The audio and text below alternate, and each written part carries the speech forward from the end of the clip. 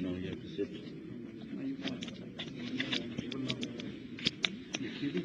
السلام عليكم ورحمة الله وبركاته.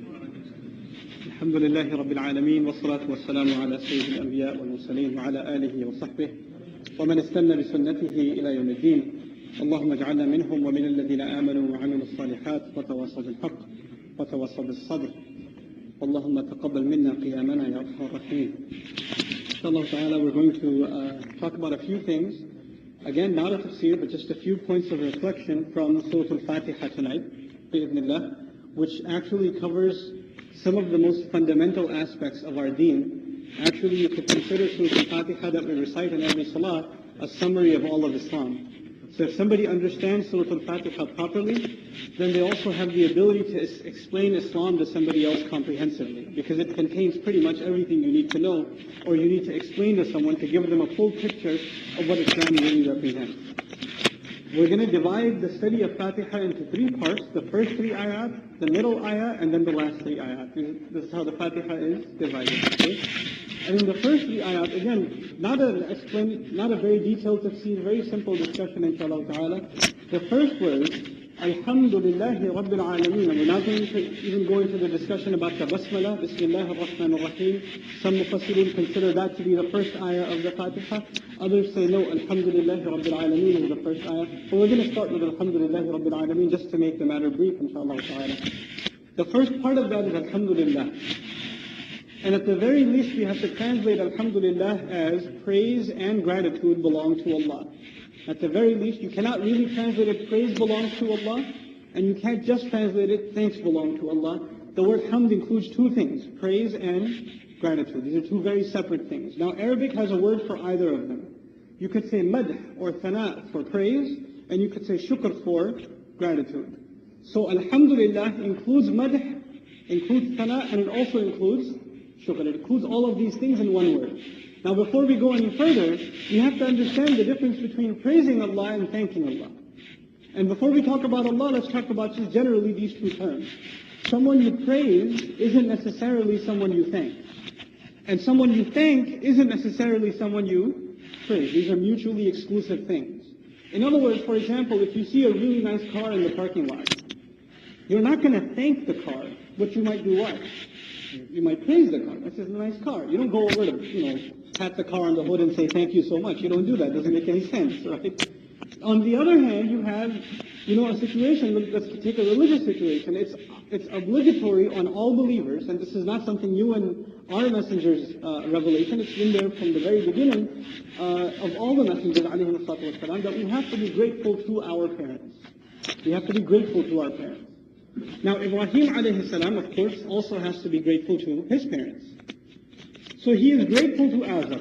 We know Azar, the name of his father, as mentioned in the Quran. He's grateful to him. But does he praise his father? What the father does, is it worthy of praise or criticism? What the father does should be criticized. It shouldn't be praised. So he's grateful to him, but he's not praising him, right? So you can praise someone without thanking them, and you can thank someone without praising them. These are the 2 different things. Now, when we talk about Allah Azza wa Jal, we say Alhamdu.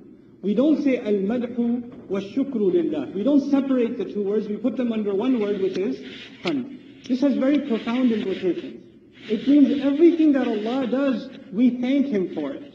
And everything Allah does, we at the same time praise Him for it. We do 2 things for everything we know about Allah. For everything we appreciate about Allah Azza wa Jal, we thank Him for it and we praise Him for it.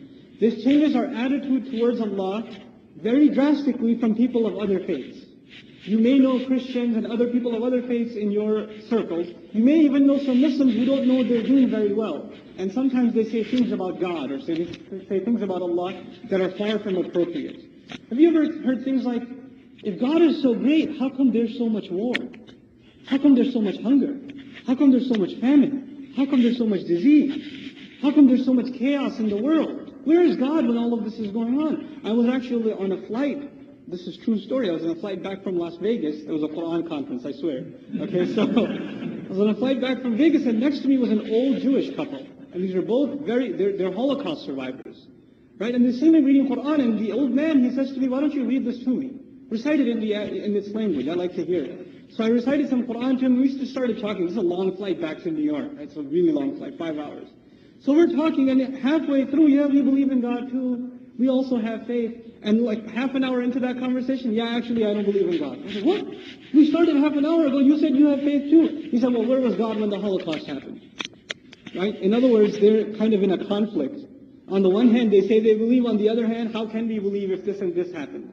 Etc. Now, the thing is, our first response as believers is we understand that everything Allah does, whether we understand it in our head or not, we are grateful to Allah for everything He does, and we praise Allah for everything He does.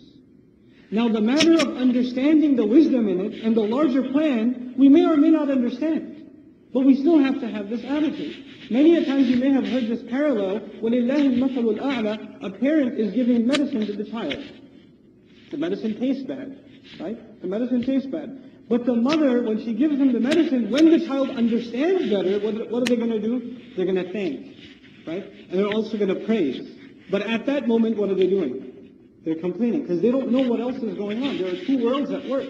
There's a world you can see with your eyes, and there's a world you cannot see. Alim al-ghayb. Now we see things in alim al-shahada. We see the world, the things in the world of the seen.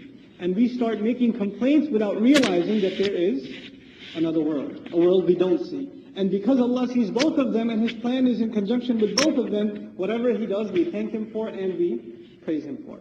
Another wonderful thing about this beginning of the Fatiha is we don't say, the hadith tells us that Allah Azza wa Jalla has at least 99 names, right? And you know many of them. But we don't say Alhamdulillah Khaliq, Alhamdulillah Malik, Alhamdulillah Rahim, right? Alhamdulillah Hakim. Praise and gratitude belongs to the wise, the knowledgeable, the powerful, the creator. We don't use any of those names. Which one do we use? We use Allah Azza wa Jalla. In Fatiha, we use specifically Allah. And there's a profound benefit in that. And the benefit is, if we thank Allah for thanked and praise Allah for being the Khaliq, then the only thing you're appreciating about Him is that He created. If we say Hamd belongs to the wise, the only thing you thank Him for is what? His wisdom. That's it. If you say praise belongs to the merciful, the only thing you praise and appreciate is His mercy. But if you want to praise everything about Allah in one, the only thing you're left to say is what? Alhamdulillah. Alhamdulillah covers all the other thing that's really interesting and unique about the way the language of the ayah, of just that phrase is structured. Praise belongs to Allah, as opposed to saying I praise Allah or we praise Allah. Halfway down the Fatiha we say na'budu iyaka. Na'budu, we enslave ourselves, we worship, but we don't say nahmadullah, we praise Allah.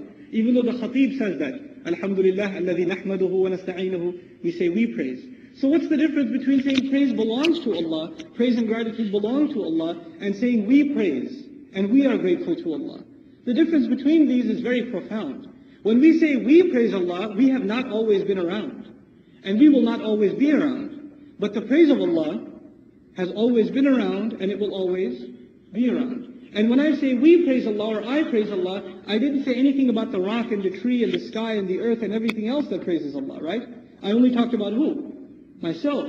But when we say Alhamdulillah, praise and gratitude belong to Allah, it means for all time, all places, and all instances of that praise belong to Allah, whether we counted it or not. Whether we do hamd or not, praise still belongs to Allah. It's independent of us. SubhanAllah. This is Allah's introduction to Himself in the Fatiha. And the very next term, the first description of Allah, you could say the ism that's used for Allah Azza wa Jal is Rabb. Alhamdulillahi Rabb. And this is a very profound thing in our deen. You have to understand this. This is the heart of the matter. Ya ayyuhan nas u'budu rabbakum. This is the heart of the matter. Rabb in English translation is commonly translated as Lord. That's how it's commonly translated nowadays. The classical Arabic meaning includes a few things. As-Sayyid, wal-Murabbi, wal-Mun'im, wal-Qayyim, right? There are a few things in it. The one who's in charge, Malik also, the one who owns, the one who has complete control and authority over something, the one who ensures and takes care of something completely. They're in charge of the complete taking care of something. And then on top of that, the one who gives them gifts. And most importantly, the master.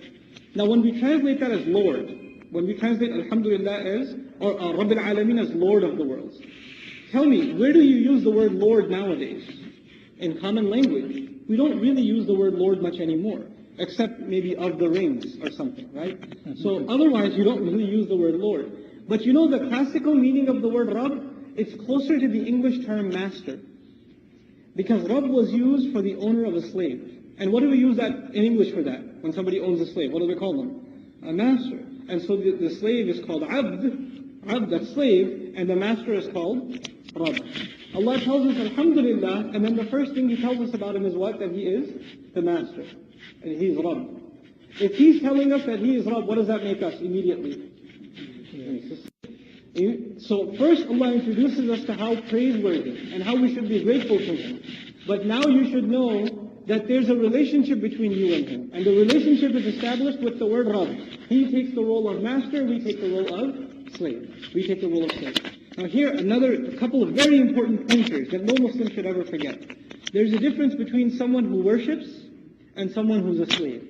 Difference between a worshipper and a slave. There's a difference between them. We were just making Taraweeh prayer. That's an act of worship. That's worship. Christians do worship on Sundays. Jews do worship on Saturdays. Hindus do worship at their temple. Right? Different religions have different forms of worship. But what's the difference between someone who's worshiping and someone who's a slave? You see, worship happens at a certain time, doesn't it? The adhan is called, and then the iqamah is given, and then we worship. The month of fasting, the act of fasting is an act of worship. These are specific acts. Hajj is an act of what? Of worship. But slavery is not specified by a time, and is not limited to an act.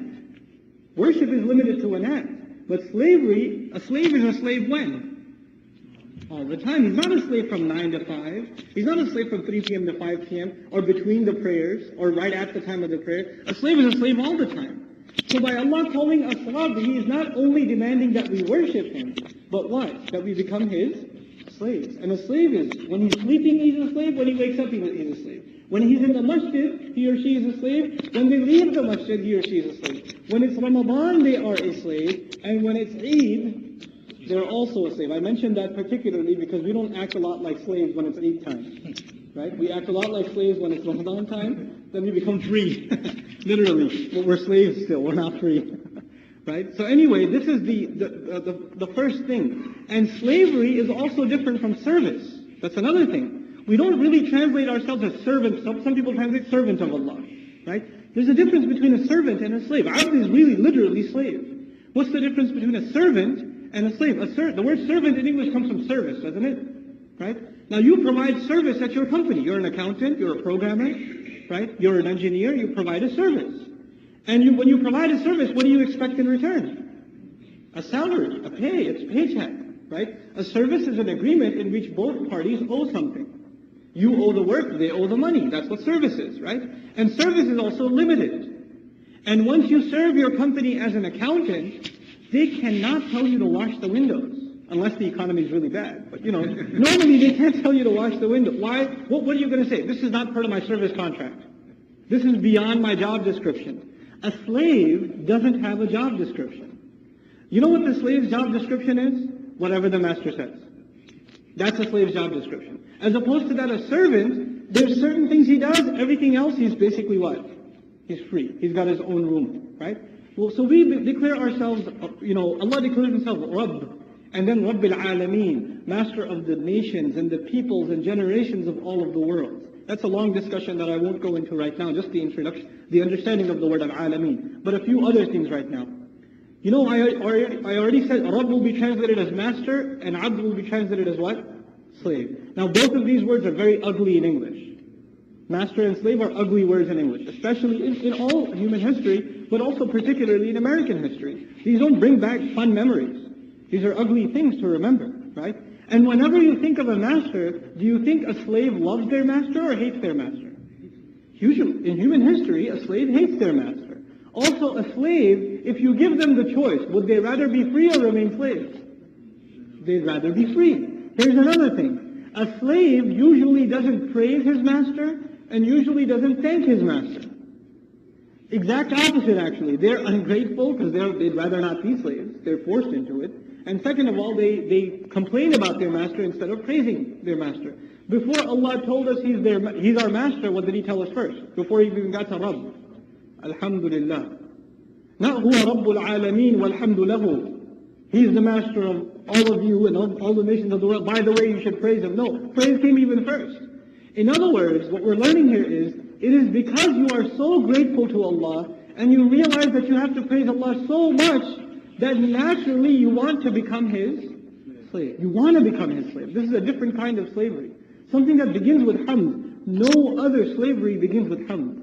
This is the only one. No other slavery is voluntary. By the way, halfway down the aisle, we volunteer ourselves as slaves. Iyaka na'budu. Allah doesn't say become slaves. We say we worship. We enslave ourselves. We give ourselves in. So it's a different kind of slavery. Notice, nobody ever applies for a job to become a slave. Nobody ever says, oh, I make a really good slave, I'm really good at taking beatings, I love living in a shack in the backyard, etc., etc. Nobody does that. Nobody wants to be a slave. But when it comes to Allah, we declare in the Fatiha that we actually want to be His slaves. We want to be His slaves, right? So Alhamdulillahi Rabbil Alameen. Now, the other thing that you never associate with a master is mercy. A master is usually associated with oppression, forcing things on you, punishing you if you disobey him. But Allah describes him as himself, as soon as He tells us He's Rabbil Alameen, what's the next description? You all know this by heart. Ar-Rahman, Ar-Rahim. 2 words for mercy. Now, I know English translations commonly say the beneficent, the merciful. But I'm going to give you a down-to-earth translation, because you don't use the word beneficent in everyday English, so you don't really probably connect with that word very easily. Ar-Rahman basically means someone who is being extremely merciful right now. That's basically the connotation of the word. Someone who's being merciful right now, and they are being extremely merciful right now. Unimaginably merciful. Now when you say about somebody, that person is very merciful, then they may not be engaged in mercy right now. They may be merciful, but not necessarily right now. When you say this is a nice guy, that doesn't necessarily mean he's being nice when? Right now. But when you say Ar-Rahman, what does that mean? That not only Allah is extremely merciful, that His mercy is being executed immediately, right now. And Ar-Rahim means someone who has always been and always will always be merciful. So Ar-Rahman takes care of our immediate need for mercy. And Ar-Rahim takes care of our future need for mercy. Both of them are covered in these 2 words. And these 2 words are incredibly powerful in depicting Allah's mercy. Between these 2 words lies this understanding that we will never understand how merciful Allah is. We won't understand.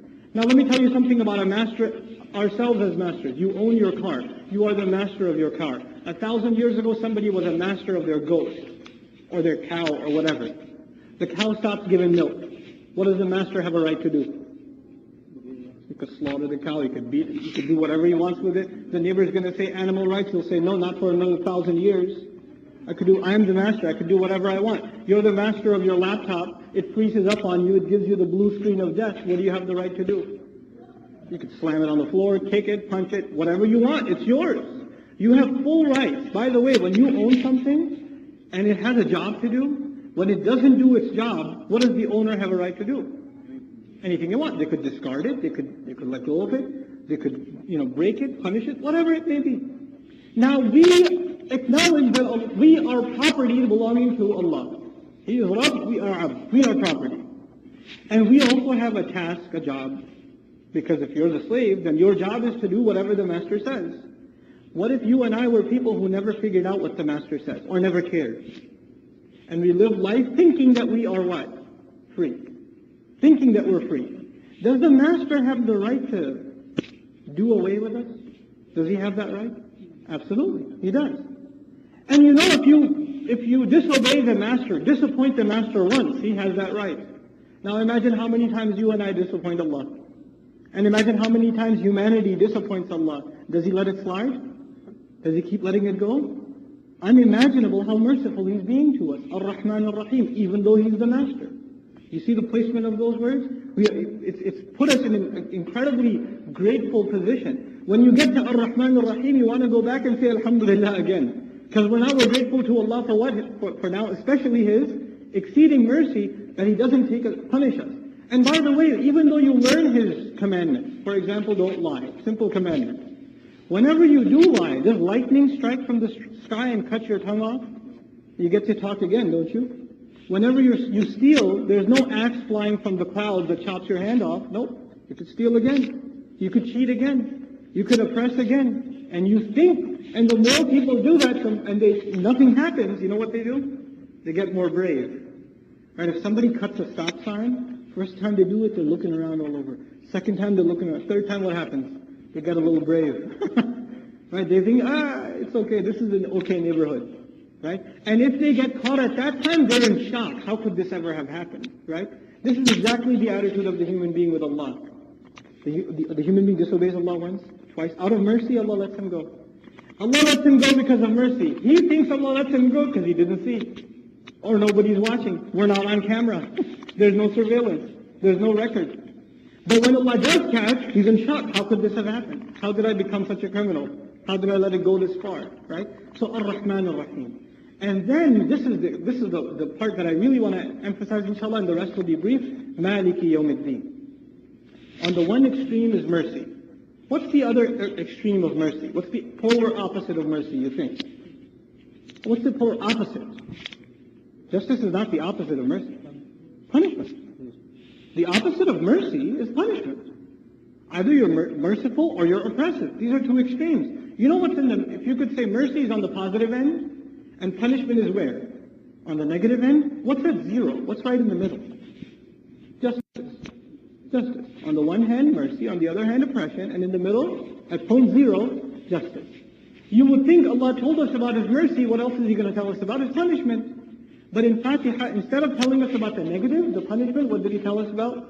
His justice. Maliki Yawm ad-Din. Maliki Yawm ad-Din. The master of the day of judgment, justice. When everybody gets exactly what they deserve. From this we learn a profound lesson. You don't have to fear the punishment of Allah. You have to fear the justice of Allah. You and I, we're not afraid of Allah's punishment as much as we are of Allah's justice. You know why? Because if Allah's justice begins, there's no difference between that and punishment. Allah, of course, Allah does not punish unless there is a right to do so. So if justice begins, it means mercy has ended. Mercy is Allah doesn't do justice to you. He lets it slide. Right? But justice is everything you did gets counted and audited. Right? And you know, this is explained in the Quran elsewhere. I'll give you a brief reference to it. You know, people are given the book in their right hand on the Day of Judgment? Right? فَأَمَّا مَنْ أُوتِيَ كِتَابَهُ بِيَمِينِهِ. Right? The guy who's given the book in his right hand. Now, just because the book is in your right hand doesn't mean you're done with the testing. Now you have to present your book. You have to present your book. So now, you think you're going to be nervous when you're about to present your book? You know, when you're taking a test in class, some teachers, they like to grade the test in the classroom, in front of you. You ever see that? The student takes the test at the desk, and the teacher starts grading right there in front of them. What happens to the student at that time? They're like, nervous. As soon as the red pen gets close to the paper, they look over like, oh my goodness. Right, and there's a check mark, and oh, alhamdulillah. Right? So now, that idea, the book has been presented in your right hand, now you have to present it before your master, before the angels. They have to open it up. So you're nervous. You don't know what's going to, you feel good because it's in your right hand. You'll definitely failed if it's where? If you're in your left hand. So at least it's in your right hand, it looks good, but there's no guarantees yet. Now you present it, and Allah Azza wa Jalla, out of mercy, He says, فَأَمَّا مَنْ أُوتِيَ كِتَابَهُ بِيَمِينِهِ فَسَوْفَ يُحَاسَبُ حِسَابًا يَسِيرًا. He will be given an easy audit. In other words, not everything will be checked. Easy. The angel will go easy on this guy. Let's go. It's okay. We understand. He's about to present page 25. No. We had enough. Thanks. You can go. You can go. And he passes through. And when he gets to the other side, he's incredibly happy because he passed. He graduated. So he starts reciting. He starts screaming. And this occurs in another place in the Quran. فَأَمَّا مَنْ أُوتِيَ كِتَابَهُ بِيَمِينِهِ فَيَقُولُ هَاؤُمُ اقْرَءُوا كِتَابِيَهْ. When he gets to the other side and he's given the book in the right hand, what does he say? Oh, read my book. Look, I graduated. What'd you get? Right? اقرأوا كتابية. But the point I'm trying to make is we fear Allah's justice. The Messenger told us, sallallahu alayhi wa sallam, إِنَّهُ مَنْ سُئِلَ يَوْمَ الْقِيَامَةِ فَقَدْ هَلَكَ. The one who is asked even once on the Day of Judgment, it's like they've been destroyed already. The angel so much as comes to you and says, what were you doing on November 30th, outside the AMC theater at 3 p.m.? What was that over there? One little question. That's enough. If the questioning begins, you're done for. We beg Allah Azza wa Jal for that. This is the hadith of the Prophet. Allahumma hasibna hisaban yasira. Oh Allah, give us an easy accounting, an easy reckoning, in which we benefit from Allah's mercy and we stay away from Allah's justice. Allah's justice is for the wrongdoers. Allah's mercy is for the believers. May Allah be included, may we be included from them, inshallah ta'ala. Okay. So now I want to get to just a couple more quick pointers and we're done, inshallah ta'ala. Maliki yawmiddin. Then, after you understand these few things about Allah, you understand one more thing there that's very, very important for theological purposes and for students of philosophy. Nowadays, when our kids go to college, it's mandatory for them to take at least one philosophy course. And guess where the iman gets messed up? That one philosophy course. Okay? These professors, the whole idea of being intellectual nowadays is to be agnostic. In other words, I don't believe there's a God, I don't believe there is no God, I'm just not sure. That's what makes me really smart. It's the stupidest thing I've ever heard, but that's academic culture today. Agnosticism is considered a high intellectual place. And professors and intellectuals that have faith, they consider them biased, because they call it a faith bias. I call it a truth bias, but they call it a faith bias, right? But anyway, here's what I want to share with you that's really important for you to understand when you talk to other Muslims or even non-Muslims about the deen and about Allah Azza wa Jal. It is impossible to believe in God without believing in an afterlife. If somebody says they believe in God, but they don't believe in an afterlife, that's impossible. Then what they're basically saying is they don't believe in God at all. These two things are integrally connected. You can't separate them. So I want to show you what the connection between these two things is. Why are they inseparable from each other? The belief in God and the belief in an afterlife, right? How are these two things connected? If anybody believes in a God, we believe in Allah Azza wa Jal, the proper name for God, right? Then they have to believe that He's perfect in every way. He's got the best names, the best attributes, the best descriptions, and He's flawless. If you give any flaw to God, He's not God anymore. If you say anything imperfect about God, then you believe in less than God. Then your belief is gone. And among His most perfect names is He's just, isn't He? Justice is one of the attributes of perfection. Injustice is imperfect. So God, if you believe in a God, He has to be what? He has to be just. He has to be just. That's a necessary condition of believing in perfection of Allah Azza wa Jalla. Now, when you look, we believe Allah created this world. And in this world, is there justice or injustice? There's injustice. There are criminals who get away with it. There are innocent who get punished. People live their whole lives like that.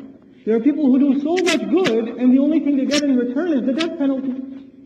And there are people who do so much bad, and they live the life of kings. They kill and get away with it.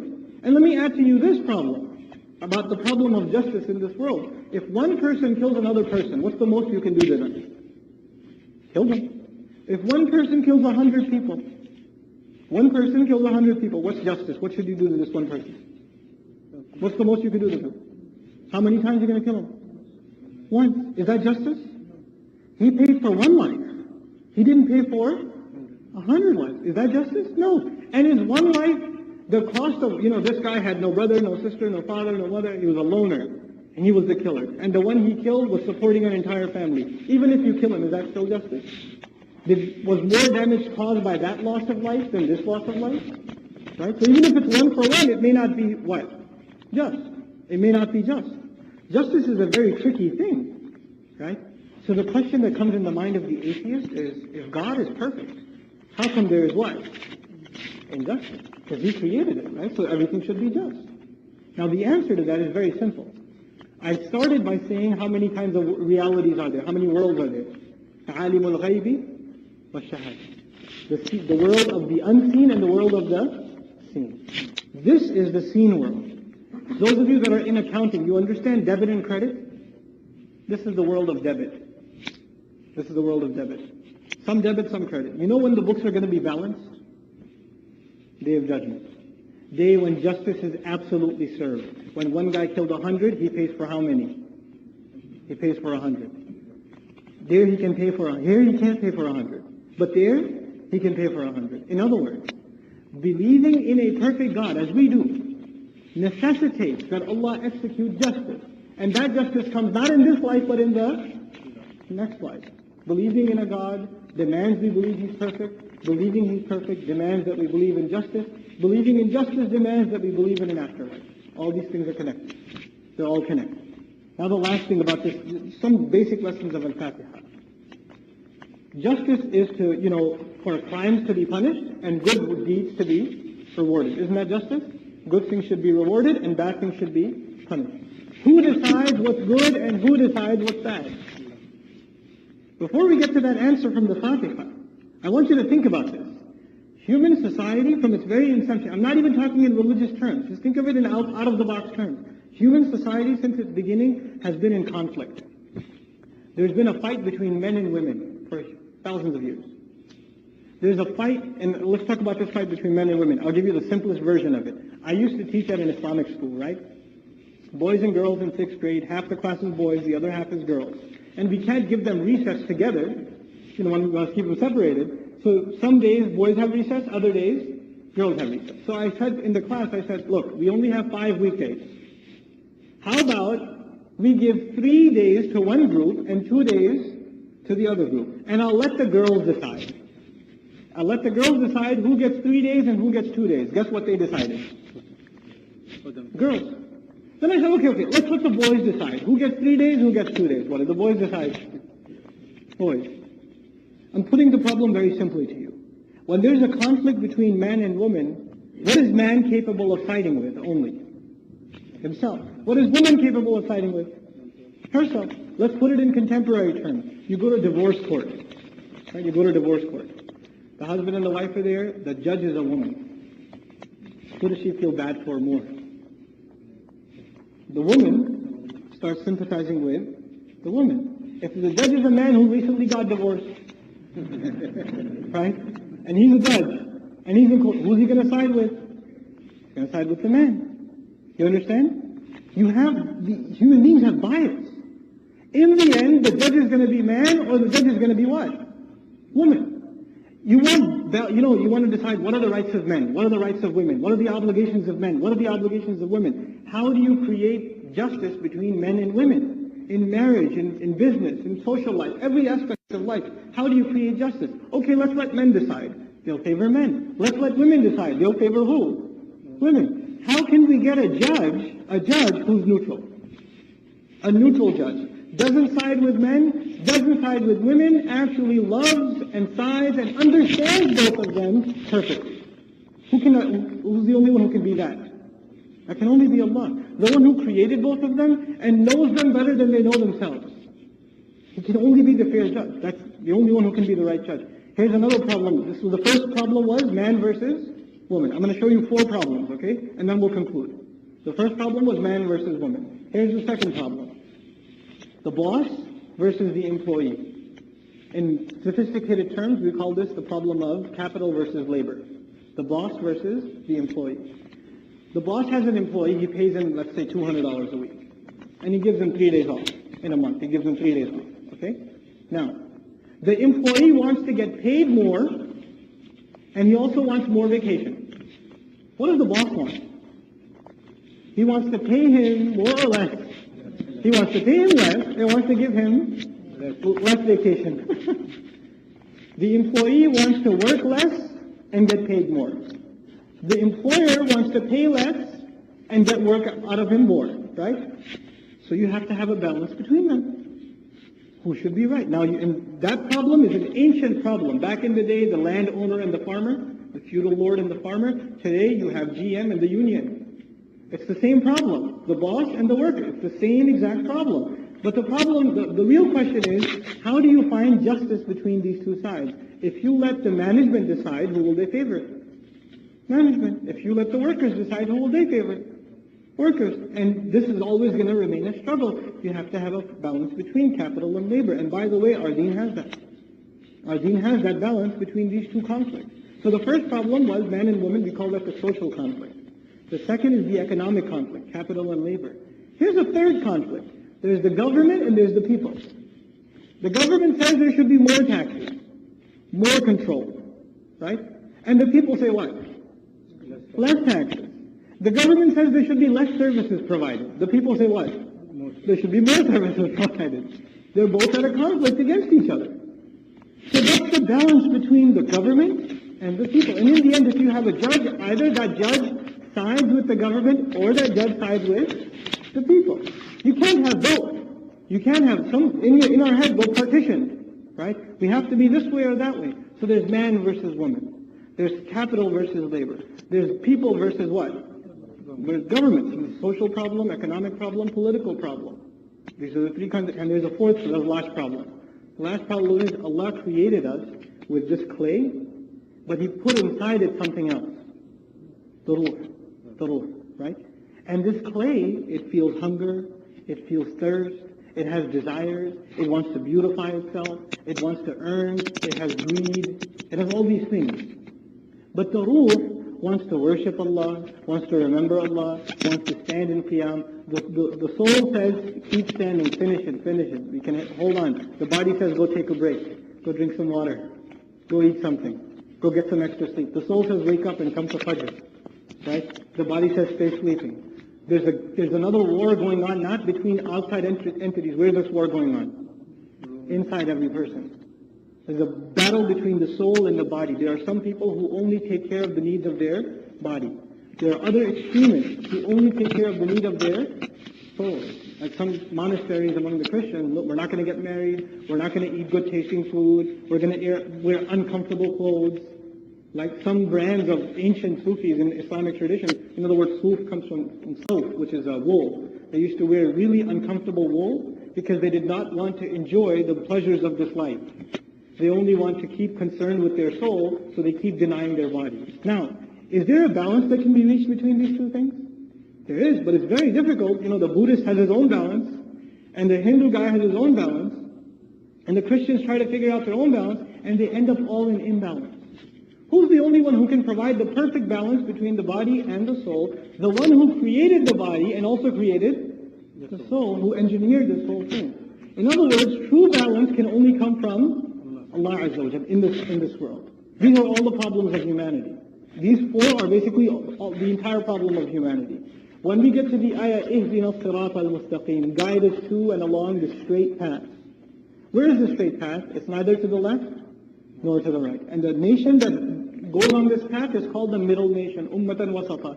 Why? Because this path is right down the middle. It doesn't favor man, it doesn't favor woman. It doesn't favor government, it doesn't favor people. It doesn't favor the body, it doesn't favor the soul. It is a balance between all of these things. It's right down the middle.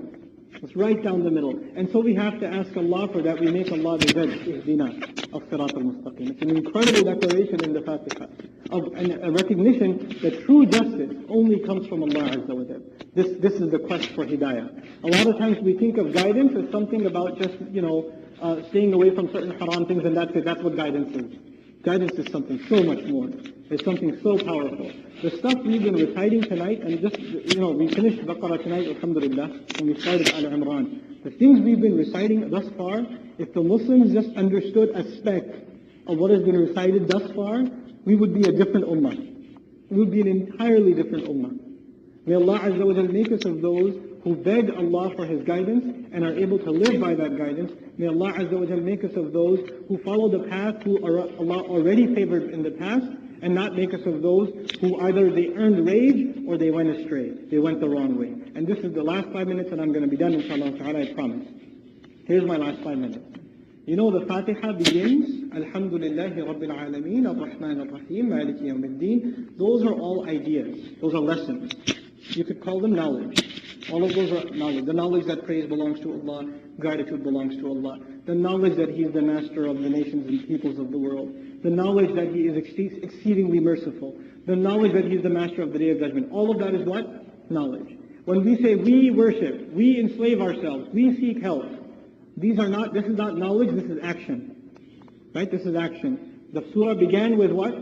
Knowledge. And immediately, what did we start talking about? Action. Right? Knowledge, action. All of Islam is like that. You have to have knowledge, and that knowledge better lead you to action. That's all of Islam in Fatiha. Knowledge, then action. But here are two extremes. We said it's the middle path, right? So there's a balance between two things, two ingredients, knowledge and what?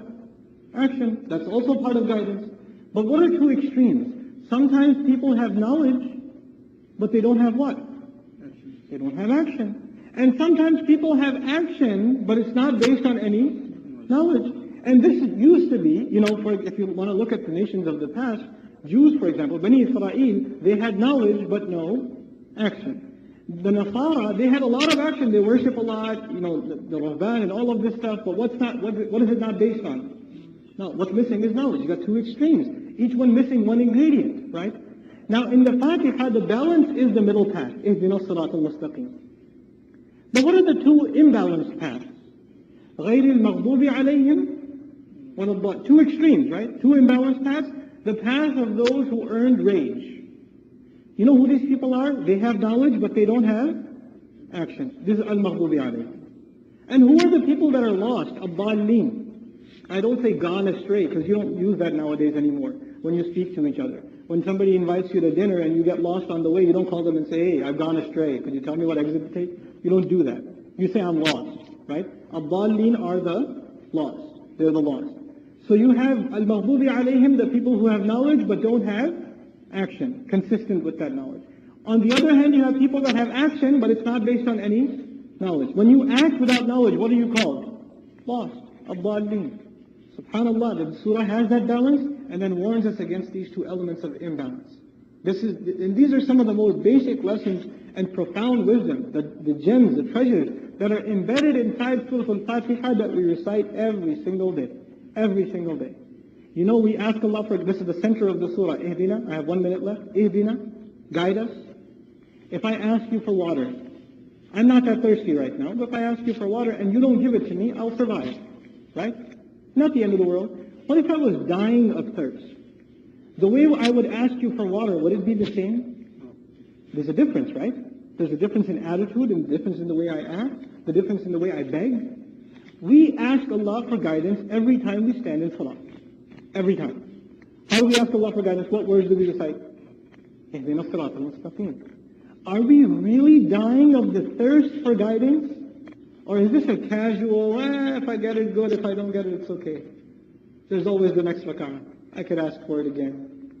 What attitude is it with which we are asking Allah? Allah doesn't just know the words we're saying. He also knows the attitude of our heart. إِلَّا مَنْ أَتَى اللَّهَ بِقَلْبٍ سَلِيمٍ. We have to ask Allah for guidance sincerely, desperately. We have to feel the need for it. You don't ask for something you don't need. So until you feel the need for guidance, you won't really learn how to ask for it. You and I both.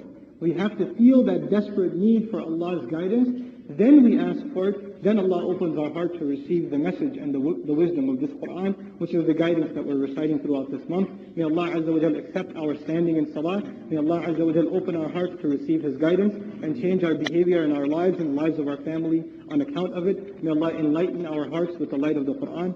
سبحانك اللهم وبحمدك نشهد أن لا إله إلا أنت نستغفرك ونتوب إليك والسلام عليكم